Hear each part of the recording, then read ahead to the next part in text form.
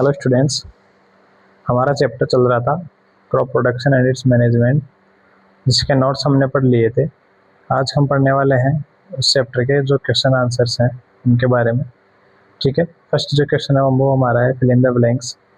The same kind of plants grown and cultivated on a large scale at a place is called, उसको क्या बोलेंगे? Crop. ठीक है। Second वाला, the first step before growing crop is preparation of the soil. जो second सबसे पहले important जो मेन स्टेप है फसल लगाने के लिए वो क्या है? Preparation of the soil. Third question है फिल इन द ब्लैंक्स के अंदर, damaged seeds would float on top of water. जो खोखले बीज है वो क्या हो जाएंगे? पानी के ऊपर। जब उनको हम सीड सिलेक्शन का स्टेप पढ़ा था उसमें पढ़ा होगा हमने, तो वो क्या हो जाएंगे? पानी के ऊपर तैर जाएंगे। अगला है for growing a crop sufficient sunlight and nutrients from the soil are essential. Sunlight के साथ साथ मिट्टी में से क्या मिलते हैं प्लांट्स को? न्यूट्रिएंट्स भी मिलते हैं। ठीक है। आगे देखो, match the column. Kharif crop. ठीक है, खरीफ क्रॉप किसका एग्जाम्पल है? पेडी एंड मेज। जो खरीफ क्रॉप है उसका क्या एग्जाम्पल है? पेडी एंड मेज। अगला है रबी क्रॉप। रबी क्रॉप के अंदर देखो कौन सा ऑप्शन मिलेगा यहाँ पर?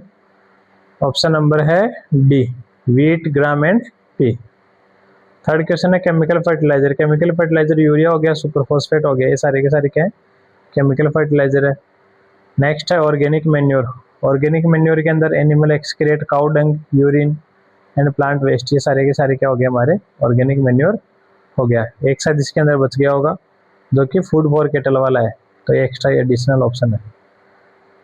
नेक्स्ट क्वेश्चन देखो, give to examples of each. Kharif crop के एग्जाम्पल बताने दो और रबी क्रॉप के एग्जाम्पल बताने हैं दो।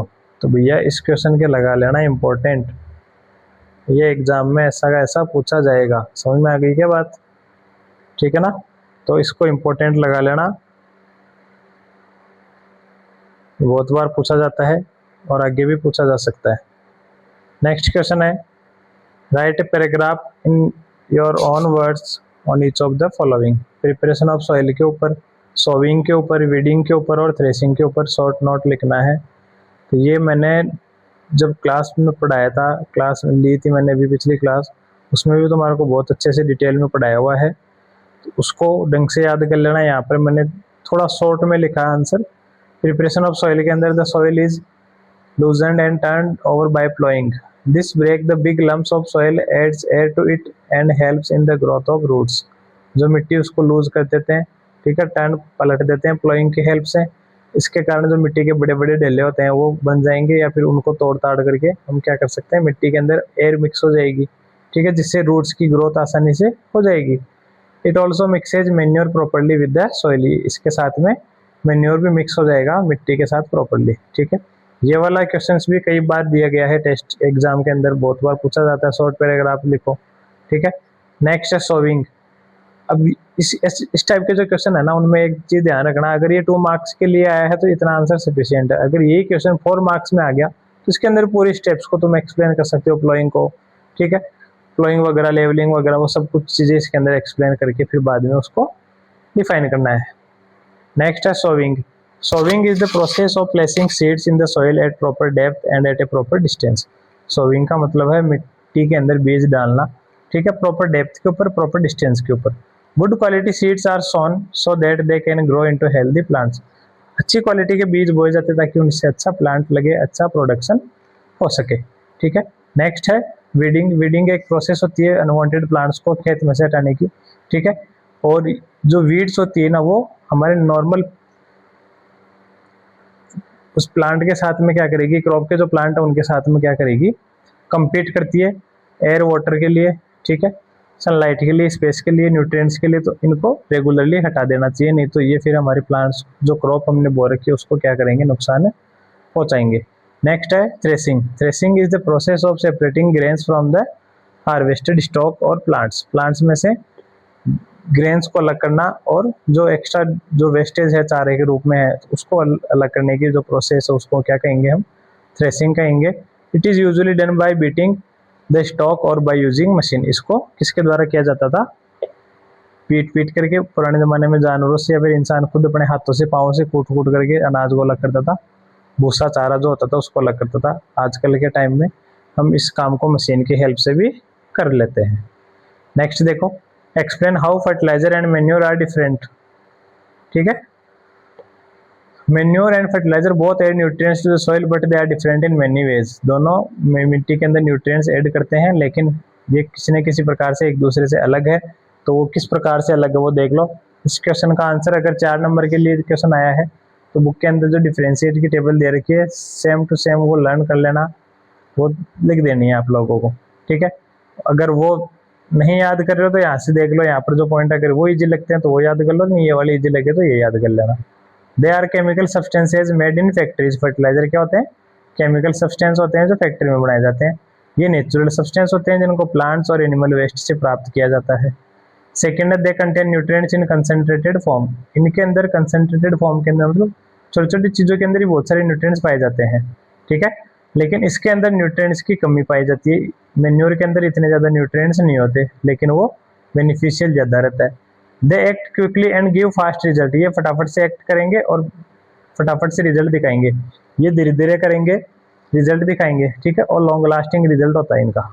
जैसे हमने फर्टिलाइजर डाला है तो जिस फसल के लिए डाल रहे हैं ना उस फसल के लिए बेनिफिट करेगा। लेकिन मेन्योर जो है हमने अगर इस सीजन में डाला तो अगली सीजन वाली फसल जो उगेगी ना उसके लिए बहुत ज़्यादा बेनिफिट करेगा, इस वाली फसल के लिए इतना ज़्यादा बेनिफिट नहीं रहेगा। और ये प्रोसेस हर बार करनी है ताकि जो अगली फसल हम लगा रहे हैं उसके लिए बेनिफिट हो। तो जो हमने पिछली बार डाला था वो इस बार वाली फसल के लिए काम में आ जाएगा। Overuse can harm the soil and reduce its fertility. Fertiliser का ज़्यादा यूज कर लेंगे तो फर्टिलिटी खराब, मतलब मिट्टी की जो फर्टिलिटी है वो डिक्रीज हो सकती है। लेकिन अगर हम मेन्यूर डालेंगे ना तो उससे सॉइल की स्ट्रक्चर बढ़िया बनेगी, वाटर होल्डिंग कैपेसिटी इंक्रीज होगी और फर्टिलिटी भी इंक्रीज होगी। इसके एग्जांपल है यूरिया, सुपरफॉस्फेट, पोटास। इसके मेन्यूर के एग्जांपल की बात करें काऊ डंग, कंपोस्ट, ग्रीन मेन्यूर एक्सेट्रा। ठीक है, नेक्स्ट क्वेश्चन है, what is irrigation? Describe 2 methods of irrigation which conserve water. Again वही सेम चीज़ है। अगर ये क्वेश्चन 5 या 6 नंबर में या 8 नंबर में भी आ सकता है तो तुम्हारे को पूरी प्रोसेस एक्सप्लेन करनी है स्प्रिंकलर सिस्टम और ड्रिप सिस्टम की। अगर शॉर्ट के अंदर आ गया 2 या 4 नंबर में तो फिर इसका नाम लिख करके 2-2 लाइनें लिख सकते हो। Irrigation is the artificial supply of water to crops. Irrigation क्या होती है? आर्टिफिशियल सप्लाई होती है। नेचुरल सप्लाई क्या होती है? Rain water. ठीक है, बरसात का पानी गिर रहा है फसल के ऊपर, वो नेचुरल इरिगेशन है। तो irrigation is the artificial supply of water to crops at regular intervals to meet the water needs of plants. ताकि प्लांट्स को जो पानी की रिक्वायरमेंट है वो पूरी हो सके फॉर देयर प्रॉपर ग्रोथ। ठीक है, मॉडर्न मेथड्स हैं जो वाटर कंजर्व करते हैं वो है sprinkler system and drip system.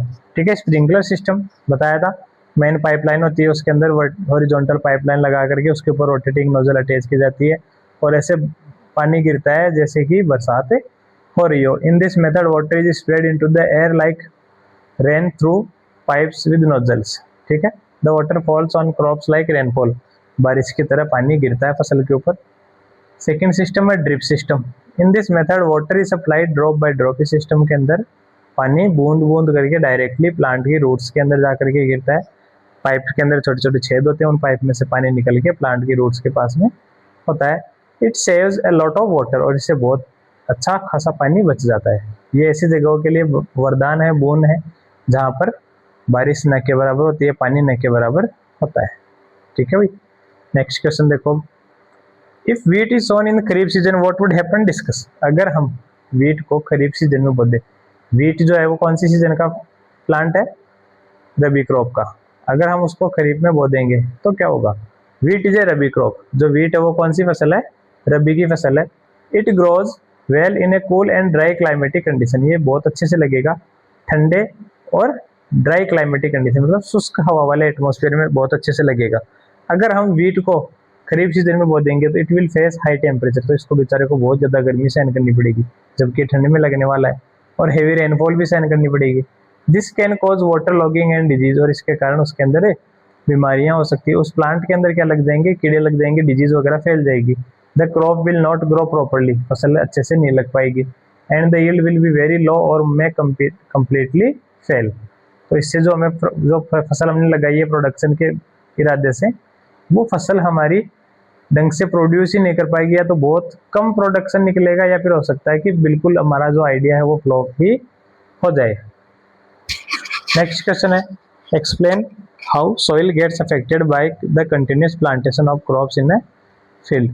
अगर हम एक ही खेत के अंदर लगातार फसल लगाते रहेंगे तो उससे क्या इफेक्ट पड़ेगा, क्या असर पड़ेगा, मिट्टी के ऊपर क्या असर पड़ेगा। तो देखो भाई, when the same crop is grown again and again on a field, अगर हम एक ही खेत के अंदर बार बार फसल लगाए जा रहे हैं, the same nutrients are used repeatedly, तो सेम के सेम न्यूट्रिएंट्स, मान लो कोई ऐसी फसल है जिसको नाइट्रोजन चाहिए, हमने वही फसल बार बार लगाई, हर सीजन में वही फसल लगाई, तो मिट्टी में से जितना नाइट्रोजन था उसने फसल ने पूरा खींच लिया।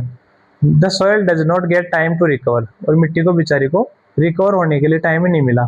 This leads to deficiency of nutrients, और इसके कारण मिट्टी के अंदर न्यूट्रिएंट्स की कमी आ जाएगी। Loss of soil fertility, soil की फर्टिलिटी डिक्रीज हो जाएगी, and makes the soil less productive, और जो मिट्टी है वो हमारी क्या हो जाएगी, लेस प्रोडक्टिव हो जाएगी। As a result the yield of crop decreases, और इसके कारण हमें फसल का जो प्रोडक्शन है वो भी क्या मिलेगा, बहुत कम मिलेगा। नेक्स्ट क्वेश्चन है what are weeds, how can we control them. अब ये क्वेश्चन 2 मार्क्स के अंदर आ गया तो आंसर मोर देन इनफ है। अगर इसके अंदर मेथड्स पूछ लिए कंट्रोल करने के लिए 2+4 या 2+6 के अंदर आ गया वाला क्वेश्चन, तो आप लोगों को वीड्स को कंट्रोल करने के जितने भी मेथड्स हैं उन सबको एक्सप्लेन करके लिखना पड़ेगा। Weeds are unwanted plants that grow along with the main crops in the field। weeds unwanted plants होते हैं जो मेन क्रॉप के साथ में बिना चाहे बिना लगाए ही लग जाते हैं। दे compete with crops for nutrients, वो फसल के साथ में compete करते हैं न्यूट्रिएंट्स के लिए, वाटर के लिए, सनलाइट के लिए, एंड स्पेस, और स्पेस के लिए मतलब जगह पूरी वो घेर लेंगे, फसल को लगने नहीं देंगे। And reduce the yield of crops, और फसल का जो प्रोडक्शन होने वाला है उसको कम कर देंगे। We can control weeds by, हम वीड्स को कंट्रोल कर सकते हैं हैंड वीडिंग, हाथ में जो औजार उसकी हेल्प से ले जा करके हम उसको क्या कर सकते हैं, सेपरेट कर सकते हैं, काट सकते हैं, काट करके उखाड़ के साइड में पटक सकते हैं, ठीक है।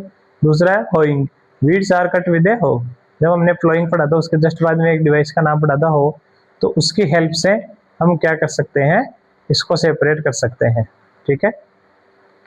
नेक्स्ट है weedicides. Weedicides are chemicals which are used to spray and to kill weeds. वीड्स को हटाने के लिए केमिकल्स का स्प्रे भी किया जाता है। मोस्टली कॉमन जो इसमें एग्जांपल है वो 2,4-D है, जिसका यूज करके हम क्या कर सकते हैं, वीड्स को हटा सकते हैं। लेकिन मैंने उस टाइम पे 3 चीज़ें बताई थी, वीड्स क्या होता है, वीडिंग क्या होती है, और वीडिसाइड्स क्या होते हैं, तो उन चीज़ों को मत बोलना। वीड्स अनवांटेड प्लांट होता है, वीडिसाइड्स केमिकल्स को बोलेंगे, और वीडिंग उस प्रोसेस को बोला जाता है जिसके अंदर इनको रिमूव किया जाता है। अगला है arrange the following boxes in proper order to make a flow chart of sugarcane crop production. Sugarcane crop production, कोई सा भी क्रॉप प्रोडक्शन हो, उसके अंदर देखो एक चीज मेन ये रहती है कि जो स्टेप्स है ना वो लगभग सेम ही रहेंगे। सबसे पहले प्रिपरेशन ऑफ सॉइल करना पड़ेगा, फिर फील्ड में प्लोइंग करनी पड़ेगी। कुछ जगह पर मैन्यूरिंग प्लोइंग द फील्ड के पहले भी कर सकते हैं। उससे क्या होगा, मैन्यूर जो है ना वो प्रॉपरली प्लोइंग की हेल्प से मिट्टी के अंदर प्रॉपर मिक्स हो जाएगा। नेक्स्ट है सोविंग, बीज बो दो, फिर मैन्यूरिंग करने के बाद में बीज बो दो, फिर बीज बोने के बाद में जैसे टाइम प्लांट बड़े हो जाएंगे इरिगेशन कर दो, इरिगेशन होने के बाद में फसल बड़ी होगी। इसमें एक स्टेप नहीं था, हम वीडिंग वाला स्टेप करेंगे, उसके बाद में हार्वेस्टिंग, और फिर sending crop to the sugar factory. फिर फसल को हम क्या कर देंगे, फैक्ट्री में बेच देंगे भैया, ठीक है। नेक्स्ट देखो, ये कुछ और क्वेश्चन है, इंपॉर्टेंट क्वेश्चन ये इस चैप्टर से रिलेटेड है। देखो, differentiate between kharif crop and rabi crop. Kharif crop और रबी क्रॉप के बीच में डिफरेंशिएट करना है। तो सीजन के अकॉर्डिंग देखा जाए तो खरीफ क्रॉप जो होगी वो मॉनसून सीजन है उसके अंदर बोई जाती है, sown in the onset of monsoon, monsoon के अंदर लगाई जाएगी, जून जुलाई के अंदर बो दी जाती है। और जो रबी क्रॉप है इसको विंटर क्रॉप भी बोल सकते हैं, जिसको कि अक्टूबर नवंबर में बोया जाता है और इसको काटा जाता है मार्च अप्रैल के अंदर। क्लाइमेट की बात करें तो खरीफ क्रॉप को वार्म एंड ह्यूमिड क्लाइमेट चाहिए, जबकि रबी क्रॉप को कूल एंड ड्राई क्लाइमेट चाहिए होता है। वाटर की बात करें तो need more water and rainfall, इसको ज़्यादा पानी चाहिए और ज़्यादा बरसात चाहिए, जबकि रबी क्रॉप को पानी की इतनी ज़्यादा ज़रूरत नहीं पड़ती, डिपेंड रहता है इरिगेशन के ऊपर। एग्जाम्पल इसके अंदर दे रखे हैं, एग्जाम्पल मोस्ट इंपॉर्टेंट है, आप लोगों को जरूर याद करने हैं, एग्जाम के अंदर 101% इसमें से क्वेश्चन आने वाला है। अगला क्वेश्चन है write short notes on the following organic manure and chemical fertilizer. ये डिफरेंशिएट वाला ही क्वेश्चन है, इसको ढंग से पढ़ लेना। ऑर्गेनिक मैन्योर जो है नेचुरल सोर्सेज से मिलता है, जैसे एनिमल एक्सक्रीट, काउ डंग, वेस्टेज जो भी है, प्लांट वेस्ट, हमारे जो किचन का जो वेस्ट है वो भी हम इसके अंदर ऐड कर सकते हैं। It add humus to the soil, मिट्टी को ह्यूमस वाला बनाता है, कंपोनेंट्स ऐड करता है मिट्टी के अंदर, सॉइल की टेक्सचर बढ़िया इंप्रूव करता है, वाटर होल्डिंग कैपेसिटी बढ़ाता है, फर्टिलिटी इंक्रीज करता है और इको फ्रेंडली होता है और किसी प्रकार का कोई पोल्यूशन नहीं करता। जबकि केमिकल फर्टिलाइजर जो होते हैं फैक्ट्रीज के अंदर बनाए जाते हैं, इनके अंदर न्यूट्रिएंट्स होते हैं, nitrogen, phosphorus and potassium. They act quickly and give fast result, फटाफट से रिएक्ट करेंगे और रिजल्ट देंगे हैंड टू हैंड जो फसल हमने बोई है उसके अंदर। जबकि ऑर्गेनिक जो मैन्योर है वो इस बार अगर हमने फील्ड के अंदर ऐड किया तो नेक्स्ट सीजन के अंदर या नेक्स्ट क्रॉप का जो फर्स्ट टाइमिंग आएगा उस टाइम पे वो हमें हेल्प करते हैं। Excess use can harm soil and reduce fertility, ज़्यादा अगर यूज कर लिया तो सॉइल की फर्टिलिटी भी डिक्रीज हो सकती है। क्रॉप रोटेशन से क्या फ़ायदा है, देखो मेंटेन होती है सॉइल की फर्टिलिटी, हमें एक्स्ट्रा फर्टिलाइजर डालने की इतनी ज़्यादा नीड नहीं पड़ती। It prevents the buildup of pest and disease, pest और डिजीज को भी क्या कर देता है, रोक देता है। It reduces the growth of weeds, weeds की ग्रोथ को भी रोकता है। हायर यील्ड, अच्छा प्रोडक्शन मिलेगा हमारे को। It makes better use of nutrients in the soil, और मिट्टी के अंदर जो न्यूट्रिएंट्स है ना उसका भी यूज अच्छे से कर लेता है, सारे न्यूट्रिएंट्स काम में आ जाते हैं और दूसरे न्यूट्रिएंट को रिचार्ज होने के लिए, रिप्लेनिश होने के लिए भी प्रॉपर टाइम में मिल जाता है। What are the uses of manure, manure किस काम में आता है, मिट्टी के अंदर न्यूट्रिएंट्स ऐड करने के लिए, वाटर होल्डिंग कैपेसिटी को बढ़ाने के लिए, सॉइल के टेक्सचर को इम्प्रूव करने के लिए, और माइक्रो ऑर्गेनिज्म जो बैक्टीरिया होते हैं बेनिफिशियल, ठीक है, जैसे केंचुए वगैरह होते हैं, तो वो भी इसके हेल्प से बढ़ सकते हैं। It improve soil fertility and helps in getting higher yield, इससे सॉइल की फर्टिलिटी इंक्रीज होती है, इंप्रूव होती है और अच्छा प्रोडक्शन हमारे को मिलेगा। ठीक है, हार्वेस्टिंग और थ्रेसिंग में क्या डिफरेंस है, हार्वेस्टिंग फसल को काटने की प्रक्रिया को बोला जाता है, थ्रेसिंग उस काटी हुई फसल में से अनाज अलग करना और बाकी बचे हुए प्लांट के पार्ट्स को अलग करना क्या कहलाता है, threshing. Harvesting is the first step after the crop is fully grown, फसल पूरी उगने के बाद में जो पहला कदम होता है वो होता है उसको हार्वेस्ट करने का। जबकि हार्वेस्टिंग के बाद में थ्रेसिंग होगी, ऐसे नहीं खड़े खेत के अंदर ही थ्रेसिंग लगा दो। तो टूल्स यूज होते हैं इसके अंदर, सिकल और हार्वेस्टर, और इसके अंदर जो थ्रेसिंग होती है वो हम पीट करके भी निकाल सकते हैं, ट्रैम्पलिंग कूटने से, और बाय यूजिंग मशीन का यूज करके भी हम इसको कर सकते हैं। क्रॉप प्रोडक्शन के अंदर क्या क्या स्टेप इन्वॉल्व होते हैं, तो ये तो शायद तुम लोग अच्छे से समझ गए होंगे। प्रिपरेशन ऑफ सॉइल, सबसे पहले मिट्टी को तैयार करेंगे, फिर उसके बाद में प्लॉइंग द फील्ड, फिर मैन्योरिंग, फिर सोविंग, फिर उसके बाद में इरिगेशन के बाद में वीडिंग, फिर उसके बाद में protection from paste and disease, तो वीडिंग को हटाने के लिए वीडिसाइड्स वगैरह का यूज कर सकते हैं। ठीक है, हार्वेस्टिंग, फिर हार्वेस्टिंग के बाद में थ्रेसिंग के बाद में उसको स्टोरेज कर दो, और अगर स्टोरेज नहीं करना, फसल ऐसी है जो हमारे काम में नहीं आ रही, तो उसको मार्केट में सेल आउट भी कर सकते हैं। ठीक है, इसके अलावा ये कुछ एक इम्पोर्टेंट क्वेश्चंस हैं, इनको भी एक बार आप लोग देख लेना, पीडीएफ में ग्रुप में डाल रहा हूँ, साथ साथ ही उसको पढ़ते रहना, कोई क्वेश्चन में समस्या आए तो पूछ लेना। ठीक है, और अगर तुम लोगों ने ये पूरा वीडियो देखा है, इसका मतलब तुम लोग पढ़ाई को लेकर के बहुत सीरियस हो, और बहुत ही अच्छी बात है ये तुम्हारे लिए भी और मेरे लिए भी। ठीक है, धन्यवाद।